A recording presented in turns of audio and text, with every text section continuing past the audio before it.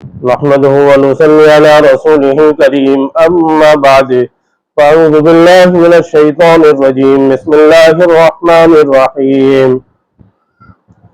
محترم بزرگوں اور دوستوں، امید ہے آپ سب حضرات خیریت سے ہوں گے۔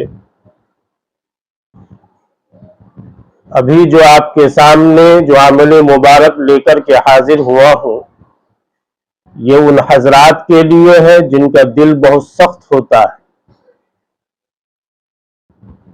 اور میں آپ کے سامنے سورہ فاتحہ کا عمل ہی بتلا رہا ہوں کہ اللہ نے سورہ فاتحہ کے اندر کن کن مسائل کا حل رکھا ہے۔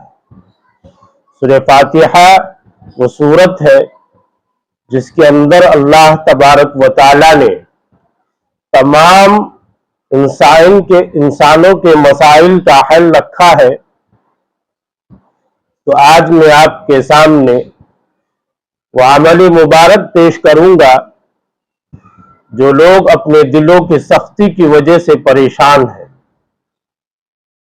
اگر کسی انسان کا دل بہت زیادہ سخت ہو، کسی پر اسے رحم نہ آتا ہو، شقی القلب ہو، بڑے سے بڑا واقعہ اس پر اثر انداز نہ ہوتا ہو، راہ راست سے وہ بھٹکا ہوا ہو، سیدھے راستے پر آنے کا خواہش مند ہو، تو اس کو چاہیے کہ نماز پنجگانہ کی پابندی کرے، اور نماز عصر کے بعد ہر روز 41 مرتبہ سورہ فاتحہ پڑھ کر اپنے اوپر دم کر لیا کرے۔ انشاءاللہ تعالی 40 دن کے اندر اس کے دل کی سختی کو اللہ تبارک و تعالی دور فرما دے گا۔